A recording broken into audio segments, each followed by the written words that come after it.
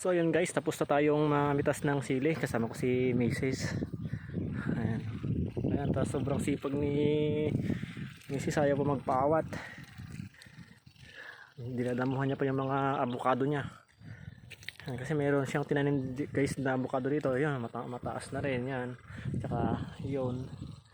Tsaka ayan, avocado daw niya. Hash daw yan, hash.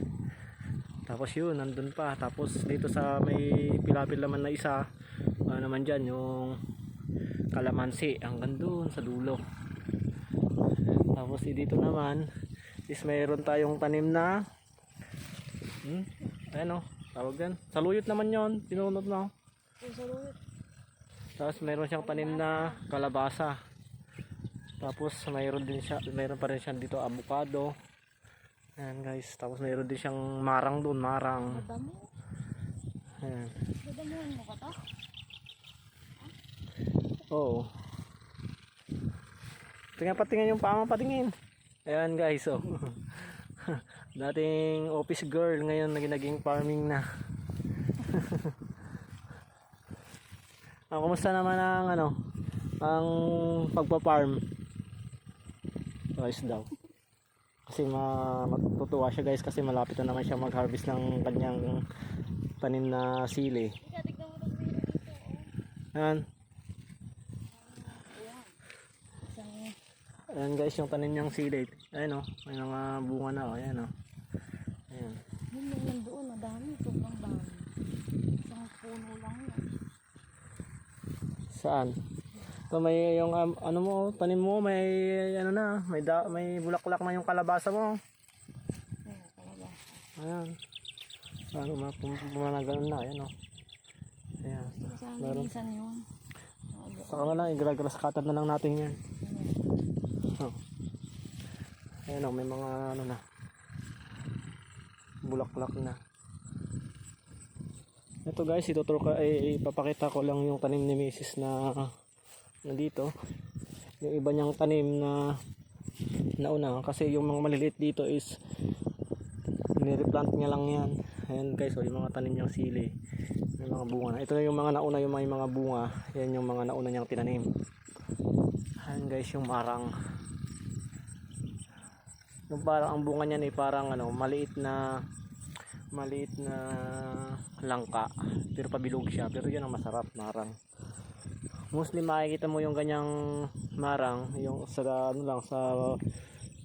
Mindanao, pero sinubukan namin magtanim dito. Ayan, nabuhay naman ni Mrs. yung marang, kaya medyo malamig yung kamay niya. Ito yung tanim niyang kalamansi. Ayan, kalamansi guys, hindi pa naasikaso kasi sobrang busy pa siya sa kanyang store sa Pangasinan. Ito, avocado din yan. Yan, kung mapapansin nyo guys, mayroon tayo ditong puno. Yan, kung hindi nyo alam, is ito is nasa mahigit 100 years na. Yan guys, ito yung puno. Pag ito yung tinatawag na ng mga matatanda nung araw is bitnong tree. Kaya pag sinabi nila na asan yung si ganto, pag nasa bitnong, alam nila kung saang lugar na yon. Meron din tayong tanim dito na guys na tanim din ni Mrs. yan, santol, yung Bangkok. Ayan. Tapos meron din siyang sampalok na matamis. Ayan guys, sampalok na matamis yan, tanim din ni Mrs. Kalamansi. Ayan. Kasi pinapalagyan pa sa akin ni Mrs. ng yung guide para just in case na may bagyo is mayroon siyang support dito. Pero mayroon pang support dito sa gitna kasi mayroon siyang pinalagay sa akin na tusok. Ayan. Ayan guys, ito na yung naunang tanim ni Mrs. Ayan na guys, talagang hitik na hitik ang bunga. Ayan. Ipakita ko lang sa inyo guys. Ito pa yung mga itutusok natin, hindi pa natin masikaso kasi mayroon pa tayong dyan, ibang ginagawa. Yung mga alaga pa nating baboy tsaka manok. Ito, napitasan na natin yung sitaw. So, pero may yung sitaw na to guys, diretso hanggang doon. Pero meron pa rin tayo tanim na kalamansi. Ayan guys, oh, yung kalamansi. Pero yung mga iba, kalamansi at saka yung red lady na papaya, yung matamis na papaya guys, oh. Bali tatlo to. Tapos ito, kalamansi ulit. Ito, red lady ulit, papaya. Tapos kalamansi ulit. Ayan. Ito, malunggay. Hindi pa siya namumulakla, ay hindi pa siya nagkakadahon. Ayan, tapos red lady ulit na papaya. Tapos kalamansi ulit. Kaya hindi niya sinayang guys yung ano, yung space. Sabi niya, pag nagpapatubig ako, kung may inaabot daw ng tubig, kailangan taniman. Yan guys, hindi niya nakita. Ano, kalamansi pa to. Marami siyang tanim dito guys, masipag si Mrs. magtanim. Ano niya yung schedule niya, pati yung ano. Yan. Tapos meron pa siyang tanim dito, hindi ko pa nadadamuhan, no. Yung kamatis, ayan. Ito kamatis hindi na nakikita. Ayan. Tapos ito ulit, kamatis ulit yan. Ayan. Tapos meron pa tayong tanim dito na, meron siyang tanim na talong. Ayan, talong. Ayan, talong. Ito kalamansi ulit. Ayan, talong ulit, talong, kalamansi. Ayan, talong.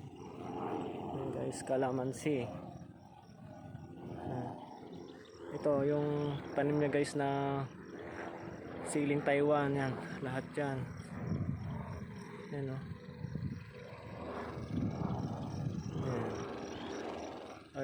Ayaw magpaawat ni Mrs. Nagdadamo na naman siya doon. Tara na Chico, ay may tanim ka bang Chico dyan?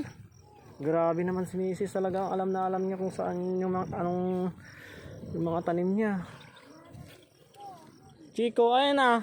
Ayan, sa malapit yan.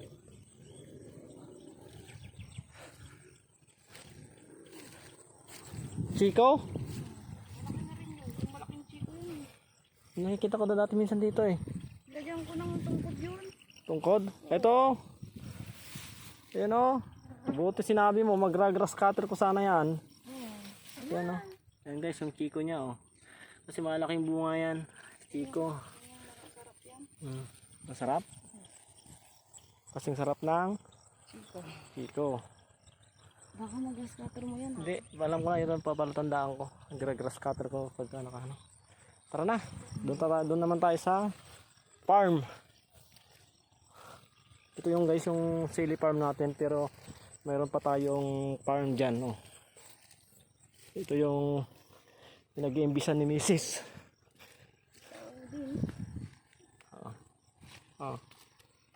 Hindi mo nakuha. Ito guys, yung mga maliliit dyan is yan na yung mga replanting, buhay na naman na siya. Oh. Kasi nung time na nagtanim kami ni Mrs. dito is ang hirap magbuhay ng sili kasi nga sobrang init nung April 22, talagang kasagsagan pa ng mahal ng diesel. Kaya talagang nilaban namin, kaya thanks God at nakasurvive naman sila. Tsaka ngayon is konting panahon na lang mag-harvest na tayo. Sana tumaas pa lalo yung presyo ng siling Taiwan. Ito guys is ibibenta ulit natin yan kasi mga 7 piraso ay 11 na piraso is 20 pesos. Ayan, kung iano mo lahat yan, siguro may mga 500 ka na mapagbentahan yan. No? Hindi na, not bad na guys. Kasi ano pa naman yan eh, pangalawang pitas pa lang yan. Ay, pangatlo na. Ayan. Wag yan, tamay yan. Yung isang pagkuhanan mo. May abono yan. Oo. Hindi, dyan lang yan. Yan ang dinidilig ko sa maliliit.